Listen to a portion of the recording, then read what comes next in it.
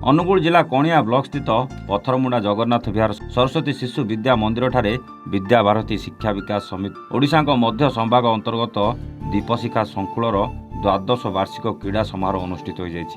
ଏଥିରେ 10ଟି ସରସ୍ୱତୀ ଶିଶୁ ବିଦ୍ୟା ମନ୍ଦିର ପାଲହଡ଼ା, ଓଡ଼ଶ, ପବିତ୍ର ନଗର, ସମଲ ବ୍ୟାରେଜ, ଦୀପଶିଖା, ପଥରମୁଣ୍ଡା, ବଡ଼ଗୁଣ୍ଡୁରି, ନାଲମ, ରେଙ୍ଗାଲି, ଗାଢ଼ରମୁଣ୍ଡା ଆଦି ସାମିଲ ହୋଇଥିଲେ। ଏହି ବାର୍ଷିକ କ୍ରୀଡ଼ା ଉଦ୍ଘାଟନ ଉତ୍ସବରେ ମୁଖ୍ୟ ଅତିଥି ଭାବେ କଣିହା ପଞ୍ଚାୟତର ପୂର୍ବତନ ସମିତି ସଭ୍ୟ ଦେବେନ୍ଦ୍ର ବାରିକ, ସମ୍ମାନିତ ଅତିଥି ପଥରମୁଣ୍ଡା ଗ୍ରାମର ସଭାପତି ବ୍ରଜକିଶୋର ବିଶ୍ୱାଳ, କୁଞ୍ଜବିହାରୀ ସାହୁ ଯୋଗ ଦେଇଥିଲେ। ଦୀପଶିଖା ସଂକୁଳ ପ୍ରମୁଖ ରଘୁନାଥ ବେହେରା ଖେଳର ଉଦ୍ଦେଶ୍ୟ ଉପରେ ଆଲୋକପାତ କରିଥିଲେ।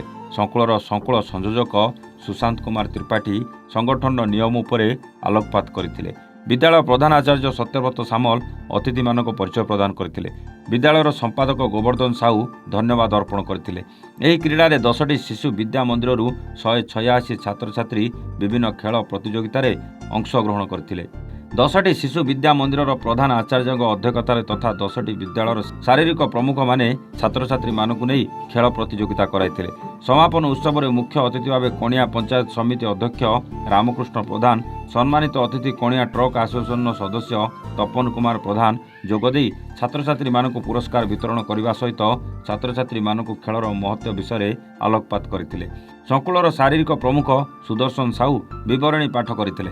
ଶେଷରେ ପ୍ରଥମ ହୋଇଥିବା ଛାତ୍ରଛାତ୍ରୀମାନଙ୍କୁ ସମ୍ଭାଗ ଖେଳକୁଦରେ ଭାଗ ନେବା ପାଇଁ ସଂକୁଳ ସଂଯୋଜକ କହିବା ସହିତ ଧନ୍ୟବାଦ ଅର୍ପଣ କରିଥିଲେ। ଅନୁଗୁଳ କଣିହାରୁ ମାଗୁଳି ଚନ୍ଦ୍ର ନାୟକ ରିପୋର୍ଟ, ଏଭାନ୍ ଓଡ଼ିଶା।